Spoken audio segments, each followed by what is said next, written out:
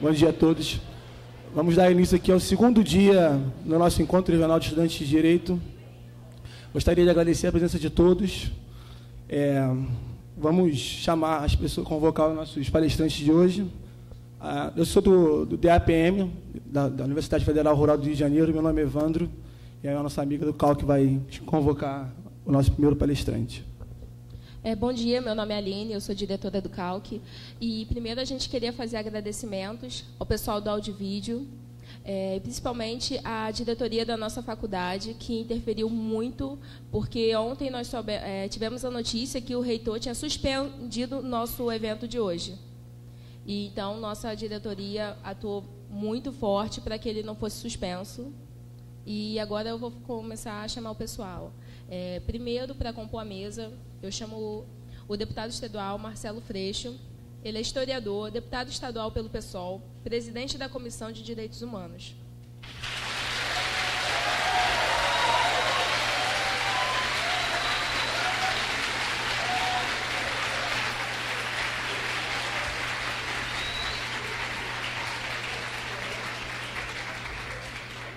Gostaria de chamar para compor a mesa Daniel Macedo, defensor público federal, mestre em Direito pela Universidade de Coimbra, ganhador do prêmio José Alberto dos Santos Reis, com a maior nota de processo civil de Coimbra, professor da Escola de Magistratura do Rio de Janeiro, professor da Associação do Ministério Público do Rio e da Escola Superior da Defensoria Pública do Rio de Janeiro.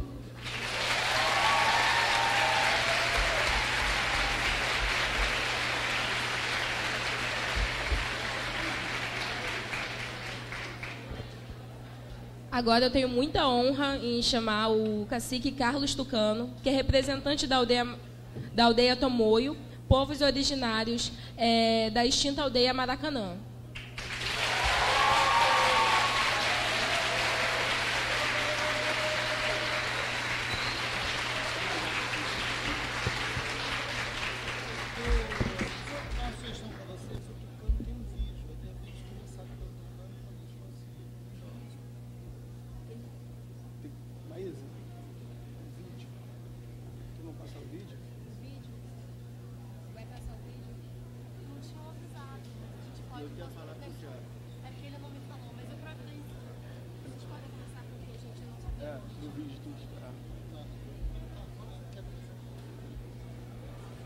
Esse microfone está mais alto.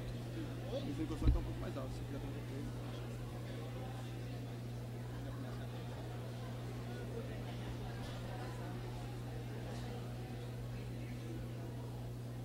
Tucano, você quer começar com um vídeo, né? É de 8 minutos. É de 8 minutos. De 7 a 8.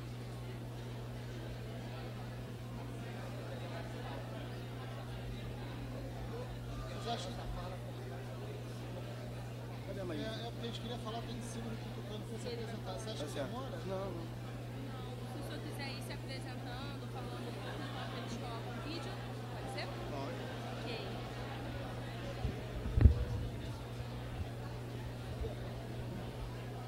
Você vai anunciar a minha fala?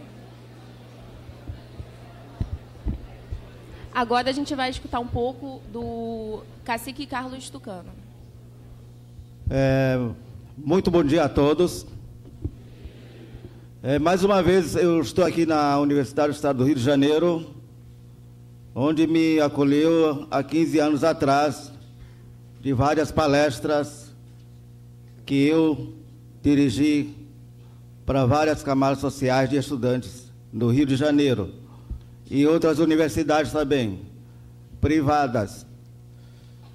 Eu sou educador indígena e estou no Rio de Janeiro há 17 anos, onde fui educador, instrutor da cultura indígena no Museu do Índio em Botafogo de 97 a 2007.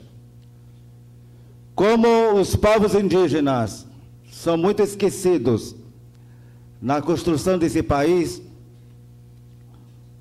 onde o índio sempre foi visto no sentido pejorativo, somente lembrado na época do Império, na época da colônia.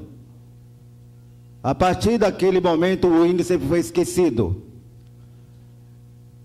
A nossa luta, a minha luta, comecei há 30 anos atrás na Amazônia, onde nasci e me criei no município de São Gabriel da Cachoeira, conhecido como Cabeça do Cachorro, onde eu nasci e me criei nos limites entre Brasil, Colômbia e Venezuela. Onde o meu grupo continua no lado colombiano, no peruano, e nós do Brasil somos tidos como tucanos orientais e do outro lado ocidentais. Então, para mim não prolongar muito, que o nosso espaço é pouco, mas eu vou resumir o que aconteceu conosco aqui na cidade do Rio de Janeiro. Então, os povos indígenas, tidos como urbanos, nunca foram caracterizados indígenas, simplesmente desaldeados, destribalizados. Então, nós não tínhamos identidade própria. Para que isso acontecesse, nós retomamos, no dia 20 de outubro de 2006, o antigo Museu do Índio, abandonado desde 1977. Não foi uma ocupação, não foi uma invasão, e sim uma retomada, porque ele carrega, até as datas de hoje, a memória dos povos indígenas, a história dos povos indígenas do Brasil e do mundo. Onde foi criado o SPI em 1910 pelo Marechal Rondon, onde foi criado em 1953 o primeiro Museu do Índio do mundo, pelo Darcy Ribeiro, onde ele disse: melhor coisa que eu fiz foi ter criado o Museu do Índio para barrar o preconceito contra os povos indígenas. Isso que ele falou. Então, com isto, criamos um centro de referência da cultura dos povos indígenas naquele espaço, que muitas pessoas viram nosso trabalho, viram o índio de perto, índio chegando aqui na cidade, índio reivindicando seus direitos, que nós desconhecíamos, porque a gente vivia isolados nas florestas da Amazônia, do Nordeste, do Sudeste, do Centro-Oeste, nas nossas florestas. É isso que o governo quer, isso que o governo vê em nós, para sermos simplesmente a visão exótica, dentro de uma vitrine, caracterizado, bonitinho, e não assume a responsabilidade de dizer: o índio tem que estudar, índio tem que progredir. Não nos deixando trancafiados numa vitrine para o turista ver. Mas em que, infelizmente, nós sofremos a primeira invasão do governo no dia 12 de janeiro. 40 homens fortemente armados. Dia 22 foi o dia fatal, que o Brasil e o mundo assistiu à maior vergonha do mundo. 200 homens, 40 viaturas, 2 caveirões, para expulsar 30 indígenas, simplesmente armados com seu chocalho para cantar e dançar. E fomos removidos de forma truculenta. Está aqui o doutor Daniel Macedo, que acompanha a nossa luta, nos defendeu até os últimos momentos. O deputado Marcelo Freixo esteve na nossa luta, acompanhando dia a dia, e até agora está acompanhando. Eles estão acompanhando. Eles levaram, como bandidos também, levaram spray de pimenta da polícia. Assim nós fomos tratados. Assim, dessa forma, nós retirados da aldeia Maracanã, onde nós construímos, onde a aldeia Maracanã virou o epicentro dos movimentos estudantis, sociais, da comunicação do Brasil e do mundo. Isso que o Brasil viu. E que hoje falo isto com muita decepção, com muita tristeza, mas a minha luta continua. Eu espero que vocês nos ajudem a visualizar mais o indígena. E hoje nós estamos abandonados lá em Jacarepaguá. Completamos 90 dias agora, dia 24 desse mês, e o governo nos esqueceu. Prometeu e esqueceu, e não está cumprindo. Nenhuma palavra ao ele não está dando mais. Estamos isolados, fora de vista de todo mundo, e estamos tornando caro para eles. Porque nós não provocamos isto. Não aceitamos o aluguel social, porque nós não estamos aqui para pedir aluguel social, nem pedir esmola. E sim uma dignidade para os povos indígenas.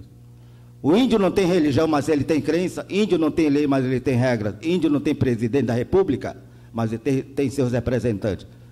Índio não tem delegacias, índio não tem penitenciárias, índio não tem mendigos nas suas aldeias. Índio não tinha capitalismo, individualismo. Aprendeu com o europeu.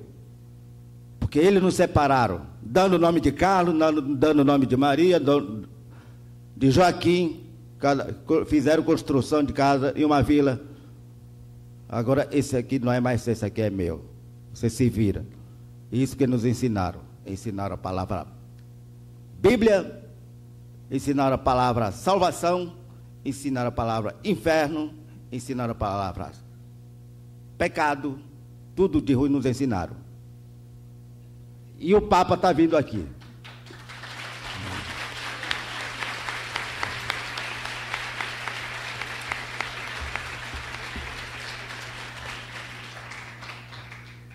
Quando o Papa João Paulo II veio às Américas, foi dito para ele: Santo Padre, leve esta Bíblia de volta para onde ela veio, porque ela só nos causou mal, tristezas, porque vocês estão precisando mais do que nós. Isso foi dito para ele.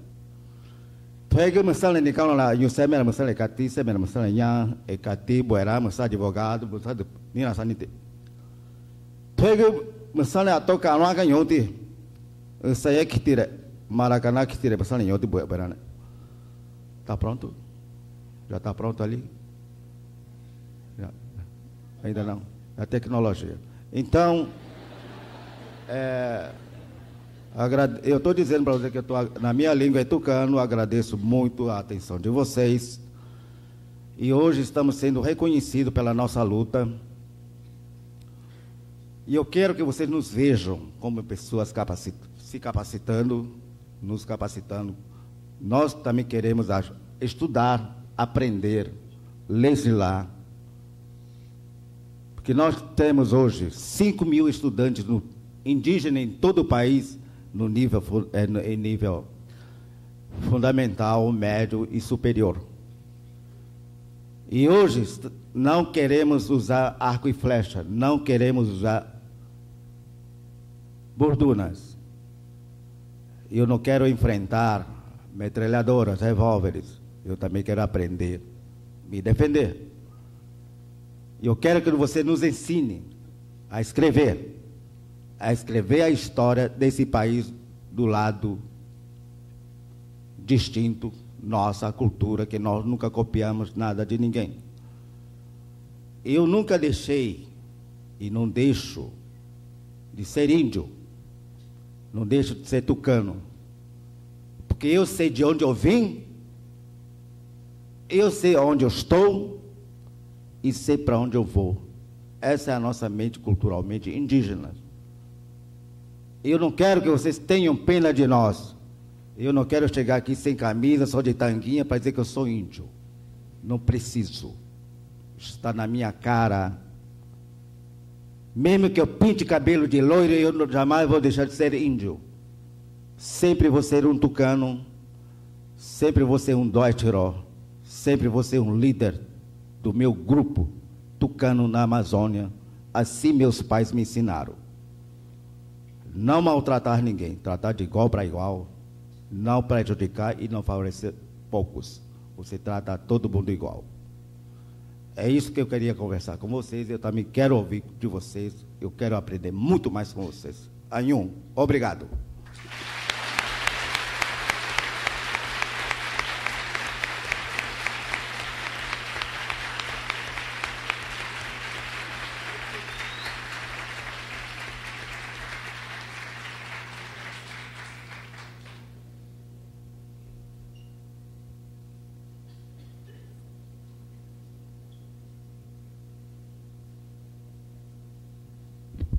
Vai ser apresentado um vídeo do índio.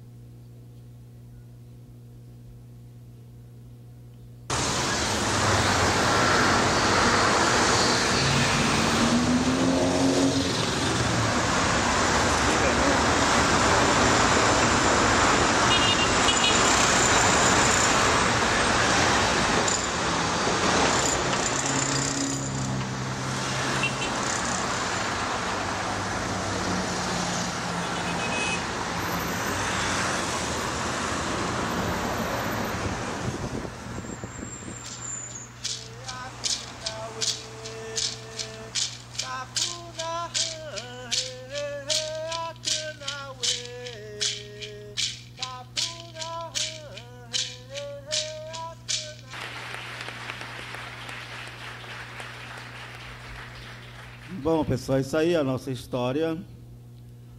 Só para concluir, o doutor Daniel, que sempre acompanhou com o doutor André Odargi, da Defensoria Pública da União. Eu tenho papéis aqui, não foi o Carlos Tucano, não foram os indígenas que prometeram entre nós. Isso aqui é do próprio governo federal, o governo do Estado nos prometeu, está tudo aqui escrito por eles, assinado por eles. Mas até agora eles não nos pronunciaram em nada. Eu não sou legislador, não sou jurista, não sou advogado, não sou nada.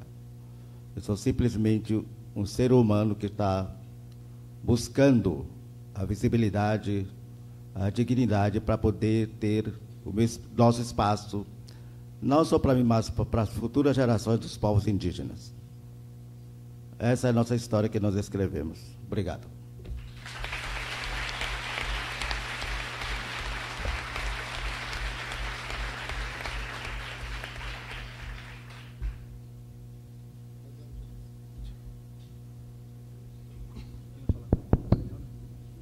Passar a palavra para o professor Daniel. Olá, bom dia a todos. Para mim é um motivo de muita alegria estar aqui no meio dos estudantes, né? Nossa futura geração essa que precisamos para oxigenar as instituições, né? Digo todas elas, no Poder Legislativo, no Executivo, no Judiciário, e os senhores vão tocar de perto o Poder Judiciário, sejam como advogados, sejam como procuradores judiciais da Fazenda Pública, membros da Defensoria Pública, né? O outro lado da força, membros do Ministério Público, né? Do Estado ou Ministério Público Federal, ou mesmo como magistrados, uma figura ingrata, porque nós sabemos que o judiciário ele tem que ser a última rácio para a solução dos litígios, e não é a melhor solução, né? A gente sabe que existem outras soluções que são com mais qualidade, não geram traumas como a solução jurisdicional. A solução jurisdicional ela é imposta, ou seja, quando há um conflito de interesses, né, as partes deduzem a sua pretensão no Poder Judiciário e alguém sairá insatisfeito. Por essa razão, esse plexo de recursos, onde você vai tentar esgotar as vias recursais para tentar se desvencilhar daquela decisão de primeira instância. Agora, existem outras soluções que são melhores, né? A solução extrajudicial, a transação, as formas autocompostas, excepcionalmente até autotutela, quando o Estado permite. No que tange a questão do Museu do Índio, o cacique Tucano, entre outros índios, procuraram a Defensoria Pública da União nesse contexto que os senhores acabaram de visualizar, né? É um prédio de 1846, ali foi casa de Marechal Rondon, Darcy Ribeiro, e simplesmente houve uma omissão por décadas, em especial a partir de 1977, onde foi instalado o primeiro Museu do Índio, o segundo Museu do Índio, na verdade, ali em Botafogo. Então, para que dois museus, né? Não haveria necessidade. Os senhores conseguiram visualizar que é um prédio que realmente inspira cuidados, né? Mas estruturalmente ele está bem, não há necessidade de ser demolido. Por que a Defensoria Pública entrou neste caso? Primeiro, os direitos coletivos indígenas que são considerados, né? Olha, temos ali famílias indígenas que estavam sem qualquer socorro de qualquer órgão, e a Defensoria Pública da União entendeu por bem que, para além de preservar o próprio prédio, onde as paredes têm nela a sua memória, entendemos por bem também manter a posse dos índios que lá estavam. É um prédio que guarda uma memória do país de tamanha importância que, lamentavelmente, foi ignorado pelos nossos governantes. Por exemplo, se você for em Berlim, você vai encontrar o Muro de Berlim, descascado, pichado, mas ali aquele país preserva a memória, não preserva? Preserva. Aqui não. Aqui nós não temos um histórico de preservar a memória do país, lamentavelmente. É óbvio que a gente queria aquilo revitalizado e não aceitamos os argumentos do governo do Estado. O primeiro argumento para demolir aquele prédio e tirar os índios que lá estavam é de que ele atrapalhava a mobilidade social nos grandes eventos que se aproximam, se avizinham. E a gente verificou que o governo do Estado lançou esse discurso, afirmando mesmo que a FIFA tinha esse posicionamento. Como defensor público da União, nós temos poder de requisição e requisitamos essas informações à FIFA. E a FIFA, senhores, desmentiu o senhor governador.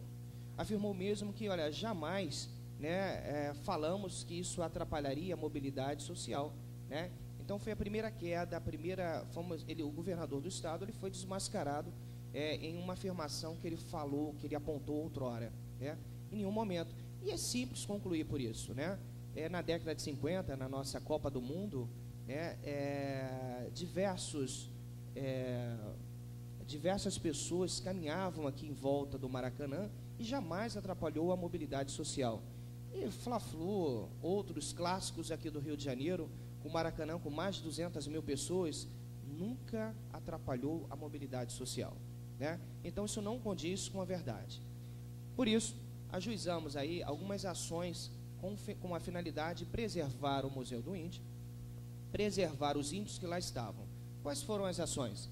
A primeira delas foi uma ação de uso capião. É isso mesmo, eu explico. O Museu do Índio, a Aldeia Maracanã, ela estava situada numa empresa pública federal, num terreno de uma empresa pública federal, a Conab, né? E a tese é cabível prescrição de bem pertencente à empresa pública, seja estadual, municipal ou federal? A questão é controvertida na doutrina e na jurisprudência. Eu não estou falando de uso capião de bem da União, do Estado, município ou autarquia, não. Eu estou falando de bem de uma empresa pública que deve ser, em diversos aspectos, comparado o quê? Às empresas da iniciativa privada. Essa foi a primeira ação. Segunda ação foi uma ação tipicamente possessória, uma ação de manutenção de posse.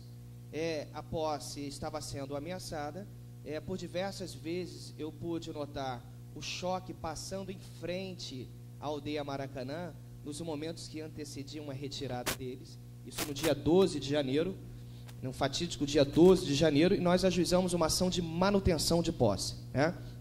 E a outra ação seria para que o Estado fosse compelido a preservar, impedir a demolição, seria então uma obrigação de não fazer, né? Preservar, e para além disso, depois de preservar, antes de preservar, revitalizar o antigo prédio do Museu do Índio, né? Senhores, ganhamos 3 liminares, cada qual em relação a uma ação, né? Pegamos juízes, né, e não sejam assim, aliás, sejam assim, não sejam juízes carreiristas para agradar a presidência do tribunal. Tenham a sua independência, ok? Ainda que você venha a mofar na primeira instância, ainda que você jamais vá para a segunda instância como desembargador, né, jamais seja indicado como ministro do STJ, mas estejam prontos para desagradar.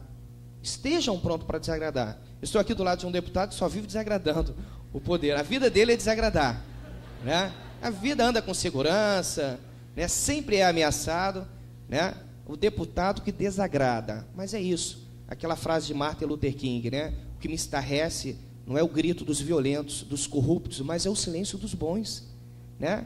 E aí o silêncio dos bons, né? O silêncio acabou. Perceberam que os movimentos sociais são catalisadores dos anseios da sociedade. E aí, inusitado, no mesmo dia, corrupção, concussão, peculato, tem as suas penas aumentadas. Olha, a corrupção passou para ter uma pena mínima de 4 anos. Um deputado federal, no pleno exercício do mandato, é preso. Maravilha, né? Está ocorrendo uma discussão sobre a desoneração da carga tributária, das passagens de ônibus.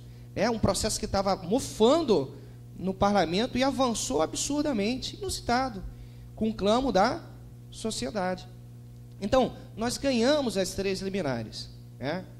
Estranhamente, a presidenta daquele tribunal, o Tribunal Regional Federal da 2ª Região, cassou as liminares, né? E é muito triste o que eu vou falar, e falo porque foi uma afirmação do cacique Tucano também, eu não presenciei. No dia que o cacique Tucano estava lá para despachar ao lado do doutor André Ordagi, o telefone tocou. Mais ou menos assim, presidente, é telefone, falando baixinho, telefone. Estou despachando, fala logo. O senhor governador está ao telefone, né? Isso o cacique Tucano, ele pode confirmar isso. Então, e aí? Né? Precisamos de vocês para oxigenar essa sociedade. Cadê a independência? 0, né? A gente tem que parar com isso. Parece que o Brasil nasce imerso na lei da vantagem. Todo mundo quer um pouco de vantagem, né? É a cariocada, lembra o que é a cariocada? O cara já sai cortando todo mundo ali, né? O filho dele já está ali atrás, chupando a chupetinha dele e fala assim, opa, já posso fazer isso também, né? A corrupção, ela alcança todos os poderes, lamentavelmente. E precisamos dos senhores para oxigenar essas instituições. As liminares foram cassadas. E aí, senhores, eu lembro disso até hoje. No dia 12 de janeiro, o choque, batalhão de choque, foi para lá. Né? Dia 12 de janeiro, eu estava dando aula na ANPERJ, que é a Associação do Ministério Público do Estado do Rio de Janeiro. A minha assessoria de imprensa ligou, olha, o choque está indo para lá. Falei, como assim? Está indo para lá. Aí eu pedi licença aos alunos, me liberaram com 1 hora de antecedência, prometi que iria compensar e compensei depois e fui para lá. E a situação era que realmente o choque estava lá, eu não acreditei. Né? O Freixo também já estava lá também. E eu perguntei ao comandante, por que vocês estão aqui? Não, que nós temos uma ordem judicial. Né? Nós temos uma ordem judicial e o comandante está vindo para cá. Olha, a ordem judicial que vocês têm eu também teria. Né? Alguma coisa está equivocada. E a situação foi bem simples. O choque foi para lá sem articulação com a Procuradoria do Estado. Eu explico. O fato de a presidente do tribunal ter cassado as liminares, inclusive a de manutenção de posse, não dá direito ao Estado ingressar no imóvel. Né? O que aconteceu? O governo do Estado comprou por 60 milhões de reais da Conab aquele terreno onde está a aldeia Maracanã. 60 milhões de reais. E aí, não se articulou com a Procuradoria do Estado, achou que com uma decisão monocrática da relatora já era suficiente ingressar e fomos para lá. Falei, olha, cara, vocês têm que dar meia volta. Vocês vão entrar no crime de abuso de autoridade sem entrar aqui. E a imprensa já estava toda lá. Né? E aí, para explicar, olha, o ideal era vocês ajuizarem uma ação de imissão na posse, que é a ação do proprietário que não tem a posse contra o possuidor que não tem a propriedade. É uma ação petitória que segue o procedimento comum ordinário, mas não em cima da minha ação possessória tentar entabular uma entrada. Se entrar, vocês vão responder por abuso de autoridade. E aí ficamos eu e o Freixo lá, na chuva, com fome, olhando para a cara lá do pessoal do choque, a imprensa, né? E os índios estavam exaltados. Ó, se entrar aqui, né, alguns a gente consegue controlar, outros era arco e flecha mesmo. Né? Você imagina arco e flecha contra fuzil, a desgraça que iria acontecer. E aí, passaram uma grande vergonha. Né? Por volta de 17h30, começaram saíram de lá, a imprensa filmando tudo aquilo, e ali foi uma primeira vitória. Só que, no mesmo dia, eu já sinalizei para os índios, olha, se preparem, porque agora eles vão ajuizar corretamente uma ação de imissão na posse. Né? E aí, processo civil, senhores, é um grande tabuleiro de xadrez. Deem atenção. Quem gosta de processo civil aqui, levanta a mão. Olha, minoria, né? A minoria. Os que levantaram a mão, eu dei uma nota de R$50 para não ficar desprestigiado.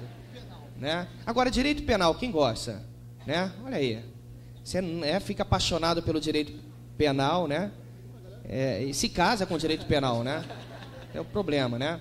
Olha, o processo civil é a plataforma sobre a qual se desenvolve concretamente os demais ramos do direito, ao lado do processo penal. Né?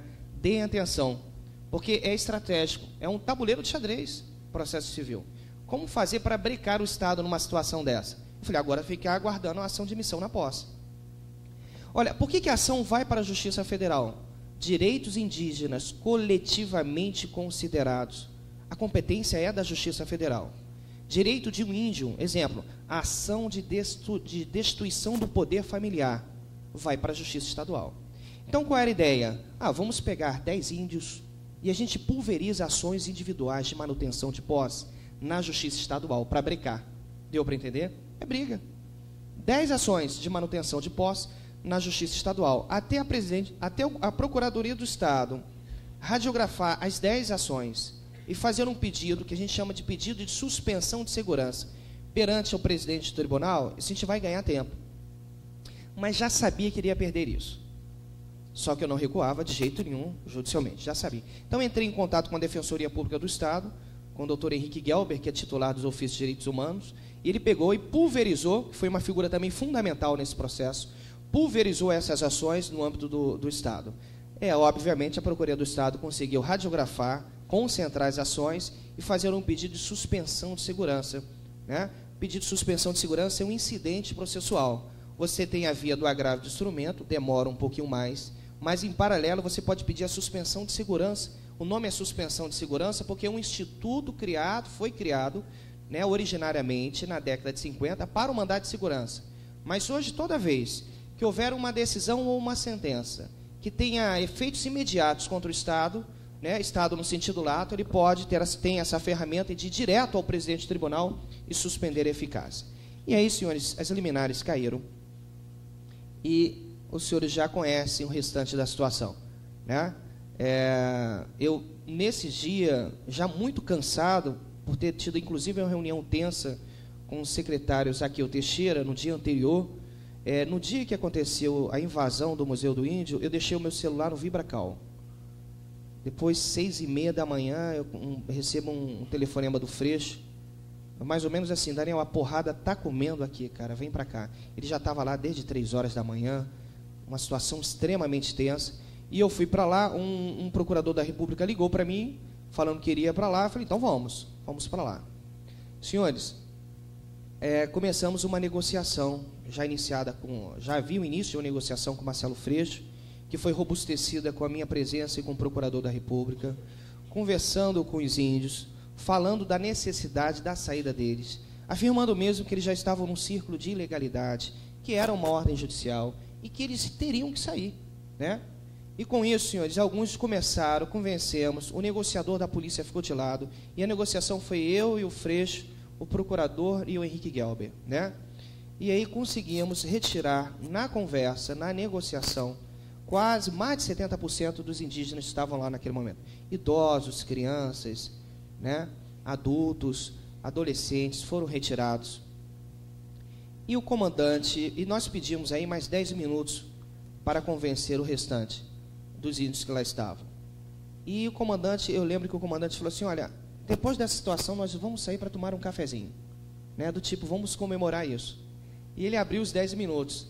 Eu sentia que o choque, né, estava com sangue nos olhos, né, estava seco para entrar, né. E nesses 10 minutos houve um princípio de incêndio, mas que logo na sequência foi o quê? Resolvido pelo Corpo de Bombeiros. Pegou fogo numa palhoça, que por sua vez pegou uma oca, né? O Corpo de Bombeiros entrou, apagou e saiu. Né? Aí nós pedimos, perdão, isso aconteceu antes, pedimos os 10 minutos, senhores, com 5 minutos no máximo, já houve uma ordem para o choque entrar. E aí fizeram um círculo em volta dos índios e retiraram eles na marra.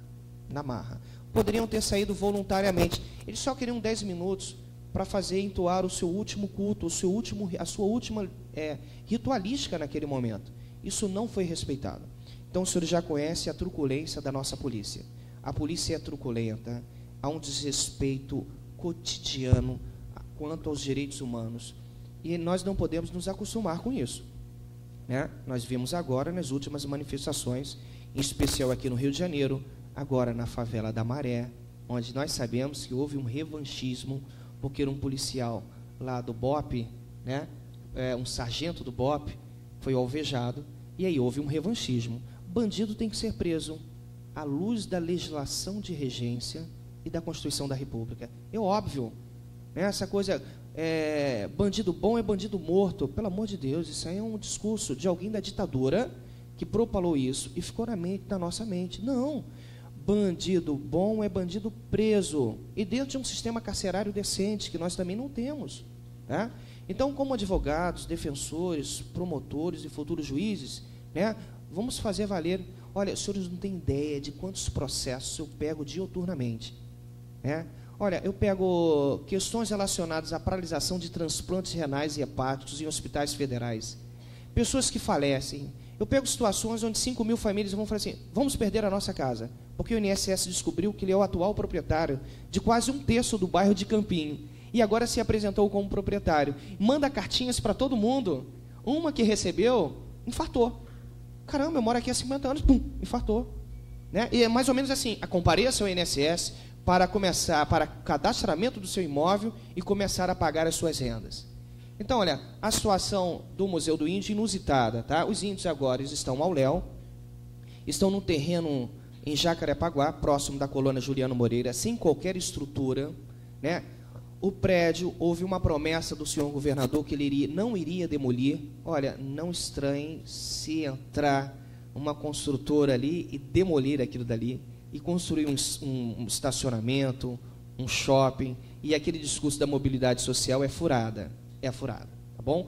Além da questão do Museu do Índio, senhores, né? Não obstante, parecer favorável do IFAM, do INEPAC, do Ministério Público Federal, Defensoria Pública, apoio da Comissão de Direitos Humanos da Alerj, diversos órgãos favoráveis à preservação do Museu do Índio, não obstante tudo isso, o Judiciário Federal, na primeira instância, houve, né, uma articulação suja com o governo do Estado, a União, e a FUNAI, imagine, a FUNAI ficou de costas para os índios, né? Olha o argumento, não se tratam de índios aldeados, por essa razão, não temos nada a ver com isso, né? Eu tenho esse ofício, que eu olhei assim e falei, peraí, que absurdo é esse?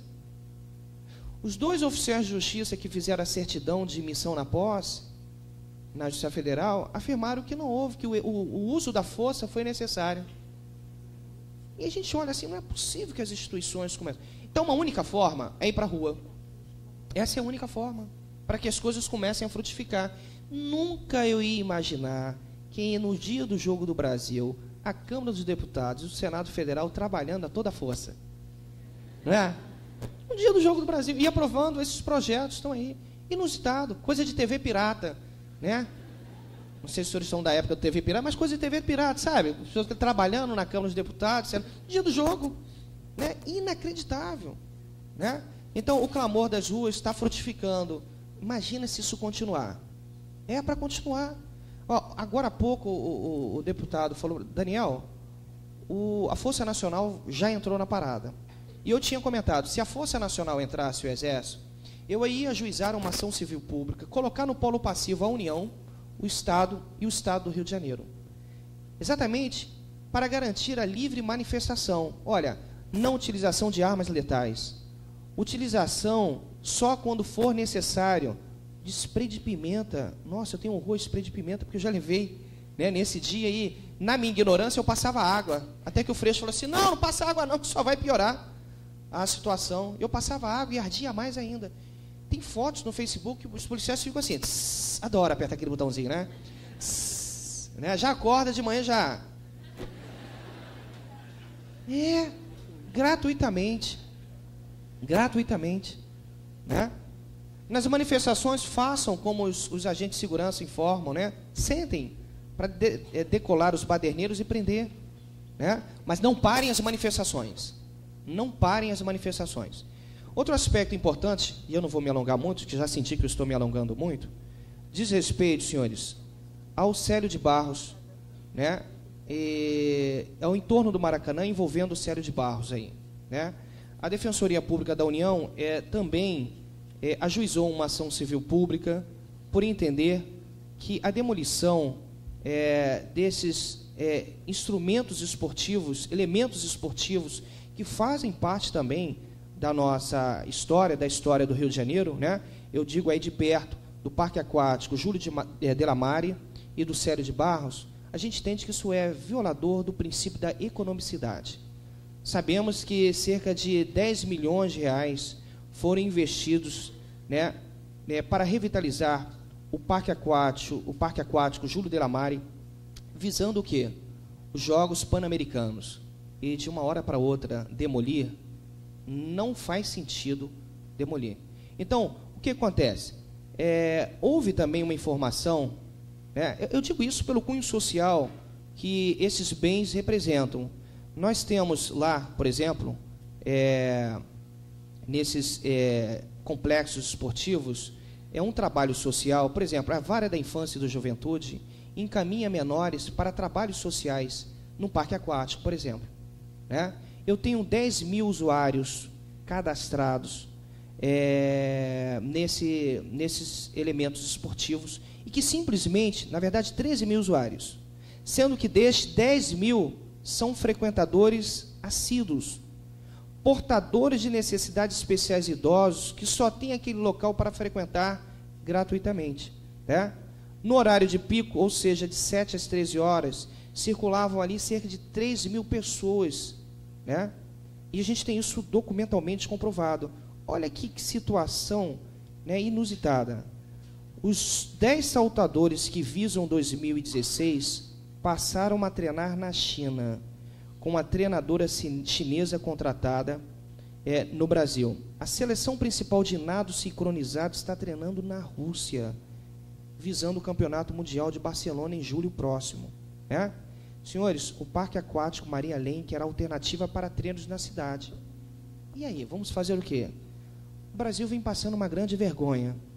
É óbvio que a FIFA ela começa a veicular que, olha, a Copa das Confederações serviu para verificar os ajustes necessários.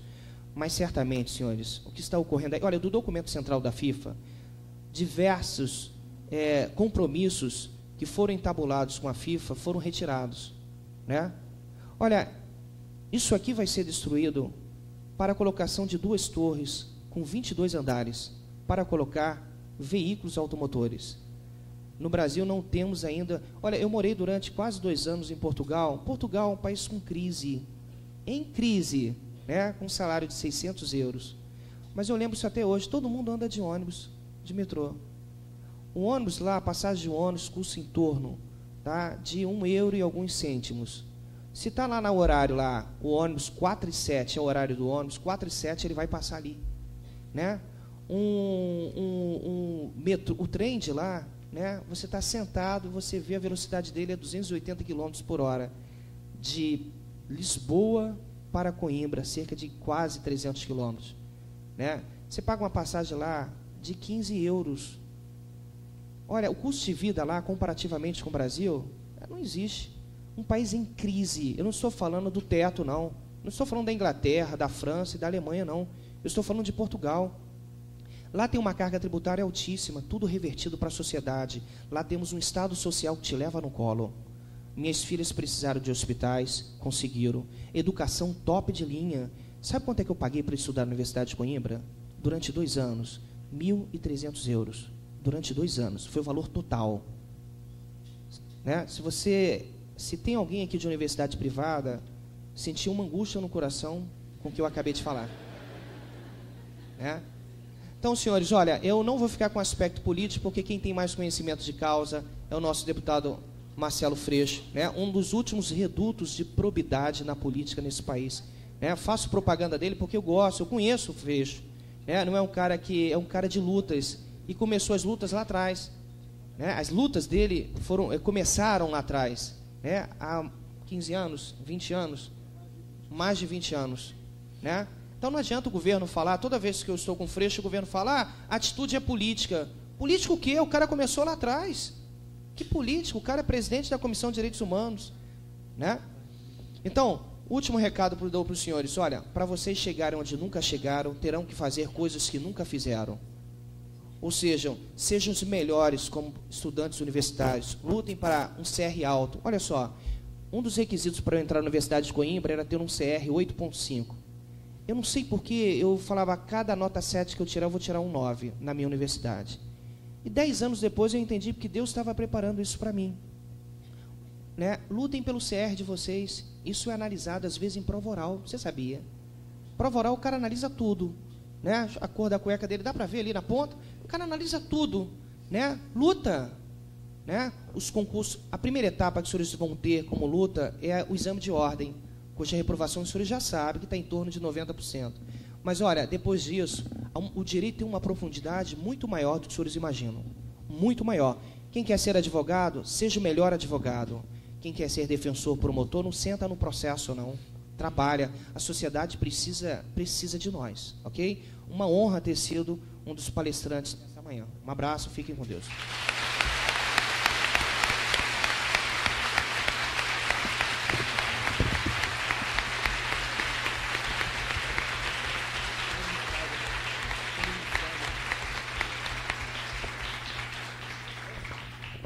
Agora eu passo a palavra para o Marcelo Freixo.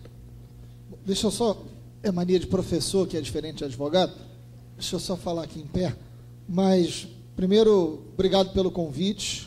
O que foi? Não pode falar em pé? Não, vou falar lá, não. Não, fala aqui mesmo. Obrigado pelo convite. Em tempos de bombas, é bom falar numa mesa aliada, né? É bom falar numa mesa em que a gente, pelo menos aqui, é maioria, coisa rara. E é um prazer estar aqui. Eu fiz questão absoluta. Vocês podem imaginar que não está fácil. A quantidade de trabalho e de emergências e situações de conflito que a gente está vivendo na Comissão de Direitos Humanos é uma coisa absurda. Mas eu já tinha me comprometido antes de todos esses eventos estarem, né, nas pautas, e fiz questão absoluta de estar aqui, porque eu acho que é muito importante. Eu sempre digo que a luta política é uma luta pedagógica, é uma luta de formação. E daqui a muito pouco tempo vocês vão estar na fronteira com a gente. Quer dizer, eu espero que a gente continue, né? E daqui a pouco a gente vai estar precisando de vocês, seja na defensoria, seja na promotoria, seja no Tribunal de Justiça, e eu espero que a gente possa contar com mais gente do que a gente conta hoje em dia. O legislativo está sendo muito questionado e eu acho ótimo, né? Mas é uma pena que o judiciário não seja questionado da mesma maneira, porque o que há de ruim no legislativo também há no judiciário, só que a invisibilidade é muito maior, né? Então, que vocês possam transformar isso radicalmente. A proposta do Daniel para vocês, eu sei que não é o caminho mais fácil, mas sem dúvida é o mais digno, e é isso que a gente está aqui discutindo e de alguma maneira estimulando vocês. É bom ver sábado de manhã, Rio de Janeiro, com sol, depois de uma festa, isso aqui lotado. Vocês têm uma capacidade de me surpreender que é impressionante, né? E eu fico honestamente muito, muito feliz. Está aqui do lado do Tucano, que é uma figura que eu admiro profundamente. Eu vi ali ao vivo o sofrimento no rosto, no olhar do Tucano, que é indescritível isso, e faz sempre a gente aprender muito, porque conhecimento é diferente de sabedoria, né? Os índios nos ensinaram isso. Na universidade a gente busca conhecimento, sabedoria a gente busca na vida.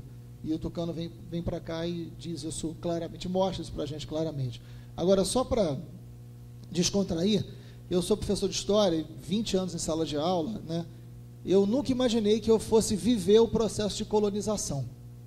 Nunca imaginei que eu fosse viver índios sendo retirados, né, das suas terras, com desproporção, de forma absolutamente desproporcional no uso da força, arco e flecha de um lado, estilingue de um lado, né, e spray de pimenta do outro, e ainda com a presença do Cabral, né? Então, nunca...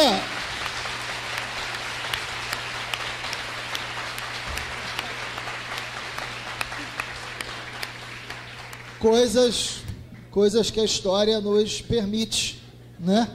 E a gente ali, meio fazendo um papel que nos cabia e que era o que estava a nosso alcance ali naquele momento, mas, enfim, em pleno etnocentrismo. Você sabe, Tucano, que os colonizadores naquela época, eles diziam, tem vários relatos nos documentos, principalmente nas expedições do Colombo, que é mais documentada, né, do que a dos portugueses, eles têm alguns relatos que eles diziam o seguinte: esses povos não conhecem 3 letras, o L, o R e o F, né? Por quê? Porque eles não têm lei, eles não têm rei e eles não têm fé. Porque o etnocentrismo era tão forte que não permitia aos colonizadores identificar a lei, o rei e a fé que existia do outro lado. Não se permitia identificar a existência de uma outra cultura. É o outro. E o outro precisa sempre ser eliminado, anulado enquanto pessoa, enquanto gente. A gente vive um novo processo de etnocentrismo hoje, em todo esse debate que envolve Maracanã. Eu vou falar menos do que eles já disseram, para não ser repetitivo, mas acho que o debate sobre o Maracanã, ele é um debate sobre cidade. Ele é um debate sobre cidade. Ele é um debate sobre projeto de cidade. E é essa provocação que eu quero fazer para a gente poder tentar ouvir também um pouco vocês, para ficar dentro do tempo. Mas eu só acabei de receber, e aí me avisaram, eu queria ler para vocês uma coisa que acabou de sair, que é sensacional. Um lateral da Espanha, Álvaro, se não me engano, ele jogou pela Espanha contra o Tahiti, e ele deu uma frase sobre o Maracanã, ele deu um depoimento sobre jogar no Maracanã. Não sou eu que estou falando, não é um deputado de oposição, é um lateral, esquerdo ou direito, não sei, da Espanha, ok? Que vai jogar amanhã. Diz ele sobre o Maracanã, acabei de receber. Tenho que dizer que quando estivemos no Maracanã, não tive a sensação de jogar em um estádio com tanta história. Você chega e vê um estádio moderno, novo, cheio de cores, então não é capaz de te transmitir a história. Alô? Então não é capaz de te transmitir a história dos jogadores que passaram aqui. Tem vestiários confortáveis, modernos e amplos. Não é como quando jogamos na Bombonera ou no Monumental, que você sente o tempo, te transmite a história. Eu gostaria de jogar antes da reforma. Sensacional. Né? Sensacional. Pena que tenha que vir de jogador da Espanha. Porque os jogadores brasileiros, muitas vezes, não podem contrariar os interesses da Nike, nem da FIFA, né? Mas frase dita agora por um jogador da Espanha, né? Enfim, viva a Espanha. Ou a Argentina, né? Enfim, vamos ver se todo mundo cumpre as promessas. Mas, você sabe dessa, né? Enfim. Vamos, hermanos. Mas, enfim, voltou?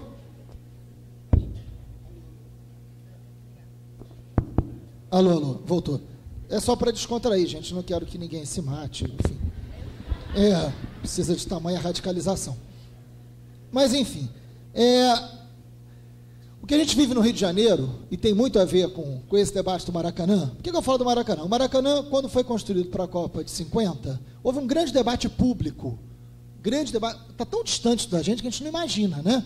A audiência pública nego não faz mais, imagina um grande debate público. Houve consulta às pessoas. E eu acho que o povo está na rua hoje dizendo isso. Eu quero participar. Né? A PEC 37 é a maior bode na sala que eu já vi na minha vida, né? Com todo respeito aos meus amigos promotores, e eu sou contra a PEC 37, mas imaginar que essa era a grande demanda popular, vá para o inferno, né? Não é. Eu sou contra a PEC 37, aquilo é um atraso, mas aquilo é bode na sala. Sabe o que é bode na sala? É uma expressão política antiga, que você mora num lugar muito pequeno, muito apertado. Qual é a solução? Compra um bode. Bota o bode na sala, vai ficar mais apertado ainda. Depois você tira o bode, você vai achar que você mora num lugar ótimo, né? A PEC 37 é o grande bode na sala, né? É isso, porque na verdade é o seguinte, nos livramos da PEC 37, tá bom, a gente continua na mesma situação, porque na verdade só não piorou, que a PEC 37 iria piorar, mas não se representa, é igual corrupção ser crime hediondo. Eu acho que é crime hediondo, mas ninguém é condenado por corrupção, não adianta dizer que é crime hediondo, eu só vou comemorar quando o Maluf for preso. Enquanto ele não for preso, eu não acho que isso seja sério. Né? Então, na verdade, tem muito mais perfumaria do que a conquista real. Então, tem que continuar na rua, porque é na rua, e é evidente que é na rua, com projeto, com pauta, né? Não é no conflito, evidentemente, generalizado, que a gente tem conquista. Mas é isso que muda. É no processo de radicalização da participação, que existiu no Maracanã para a construção da Copa de 50. As pessoas falaram, qual o projeto que nós queremos de estádio? Como será? Ele foi definido politicamente com ampla participação da sociedade para dizer, queremos um estádio que comporte todas as classes sociais, queremos um estádio que possa conviver com as diferenças que tem no Rio de Janeiro, que as pessoas possam vir da Zona Norte, da Zona Oeste e da Zona Sul e conviverem, né? Que o cara desdentado possa abraçar o morador do Leblon na arquibancada na hora do gol. Isso era um projeto de estádio, projeto de cidade, projeto de sociedade, que o Maracanã expressava. O Maracanã, durante muito tempo, foi um dos maiores símbolos da democracia carioca. Da democracia carioca. Eu frequentei o Maracanã durante muito e muito tempo. Quantas e quantas cenas sensacionais nós vivemos no Maracanã, da expressão do que era o Rio de Janeiro, com todas as suas diferenças, porque essa é a riqueza maior de um lugar como o Rio de Janeiro, é a sua diferença, não é a eliminação da diferença. Então o Maracanã, de alguma maneira, expressava o que era a cidade. Como o Maracanã de hoje expressa um projeto de cidade. O encarecimento, a elitização dos esportes, a elitização dos espaços públicos, reflete um projeto de cidade, uma concepção de sociedade. É isso, não é um debate sobre estádio, não é um debate sobre esporte, é um debate de cidade. De qual é a cidade? Que é na cidade que nós moramos. Nós podemos discutir o planeta, nós podemos discutir o país, nós podemos discutir o estado, mas todos nós vivemos em uma cidade. É na cidade que se dá a nossa cidadania, o nosso dia a dia, o nosso ir e vir, né? É isso, é na cidade. E tem um projeto de cidade em disputa. Ou é uma cidade de negócios, como hoje é hegemônico, ou é uma cidade de direitos. E é muito legal fazer esse debate com vocês. O que significa a construção de uma cidade de direitos? Cidade de direitos tem a plena participação das pessoas, coisa que vem sendo sistematicamente eliminado. Quem de nós pôde participar de um debate decisivo sobre o que a gente queria do Maracanã? Quem participou? Quem? Ninguém. Isso se deu nos escritórios da Odebrecht. Isso se deu nos escritórios do senhor Ike Batista. Foram eles, os donos do capital, consultados. Não foi a sociedade, não foi o conjunto da sociedade. E não à toa, é escandalosa a forma que o Maracanã é privatizado. E existe, o Daniel não falou, mas foram eles que me deram isso, da Defensoria Pública, que faz um trabalho extraordinário. Ainda bem que existe a Defensoria Pública da União e a Defensoria Pública do Estado também, né, com alguns amigos, não é o que prevalece muitas vezes, mas o Núcleo de Direitos Humanos da Defensoria Pública é extraordinário. Eles me enviaram esse estudo, já está todo rabiscado, da IMX. O governo do Estado pagou a IMX mais de 2 milhões para que eles fizessem um estudo, o nome é bonito, Estudo de Viabilidade Técnica, Econômica e Jurídica para o Complexo do Maracanã. Foi baseado nesse estudo que eles privatizaram o Maracanã. E a IMX, que fez o estudo, participa da disputa de privatização e, surpreendentemente, ganha. Que ninguém imaginava, né? Do lado da Odebrecht. Ganham. Se olharem esse estudo, e eu vou destacar só alguns pontos rápidos, né? Por exemplo, o Complexo do Maracanã, hoje caráter exclusivamente esportivo, em um verdadeiro complexo de entretenimento. Isso está escrito, o que eu não estou lendo agora está escrito, na interpretação. Não é mais um estádio, agora é um centro de entretenimento. Vai ter até futebol, né? Aí tem o seguinte, porque atende a uma outra lógica, é a lógica do entretenimento, né? Cidadão foca, a gente sai de casa, bate palma e volta. Não participa, não decide, não constrói os rumos da sociedade que a gente vive. É isso que está em jogo, é um projeto de cidade. O que acontece com o Maracanã é um excelente exemplo de um debate muito mais profundo. Por exemplo, o que eles dizem? Para esse projeto de entretenimento, é isso, a cidade precisa estar distraída, feliz, sorridente, né? Assim, na merda, mas feliz. Vamos lá. Então, vamos lá. Destombamento do parque aquático e de atletismo são condições determinantes para a remoção dos mesmos. Eles já interferem através dos interesses privados no interesse público. O interesse privado se sobrepõe ao interesse e a direito público. E aí eles botam o seguinte. Outra coisa. Eu vou aqui, já separei as páginas. É porque tem muita. Por que isso precisa acontecer? Segundo ele,